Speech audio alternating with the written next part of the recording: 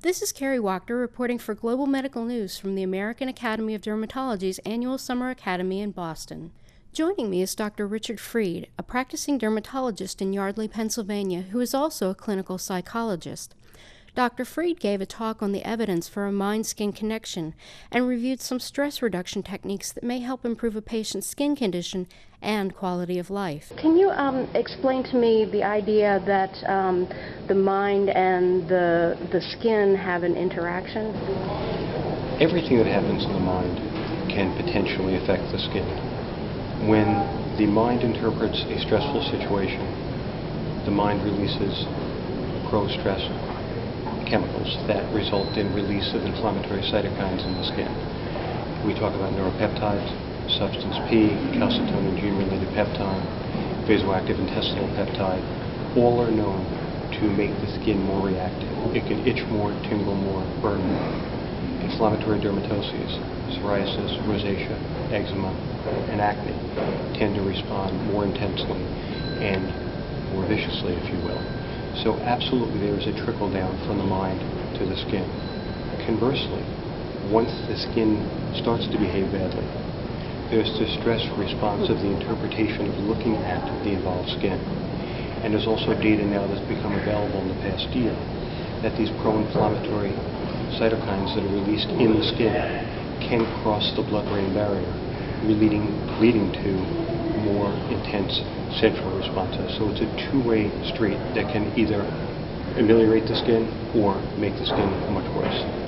So if a dermatologist was looking to improve not only the skin of their patients but their overall well-being, they would do well to help their patients address any stress or other issues that are going on in their life, either through their own practice or referring them out to someone else.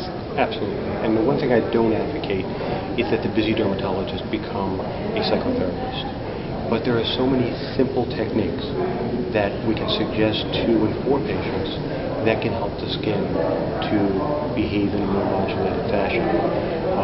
All roads lead to Rome in the sense that whether it's guided imagery, square box breathing, deep breathing techniques, progressive muscle relaxation, or the use of selected anxiolytic and antidepressant medicines, they all lead to a decreased release of pro-inflammatory chemicals, an enhanced sense of control. And the other thing that stress management techniques do and medications do, make people feel more in control, thereby they comply better with traditional therapy. And if the compliance issue is the main issue, I'm okay with that. But I think it's a combination of enhanced compliance and better physiologic reactivity. So dermatologists need to ask their patients, how are you feeling, what's going on, and address that. In a directed fashion.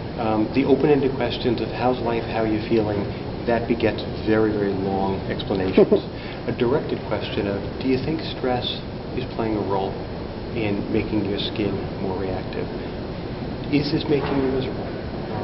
If so, we have the following techniques, or one of the euphemisms I have for mental health professionals are skin emotion specialists.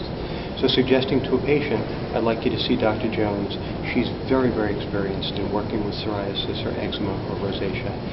And she can actually teach you some techniques that not only will more likely than not make the skin do better, but will have an effect on your general life of making you more comfortable, less anxious, less irritable, less sad.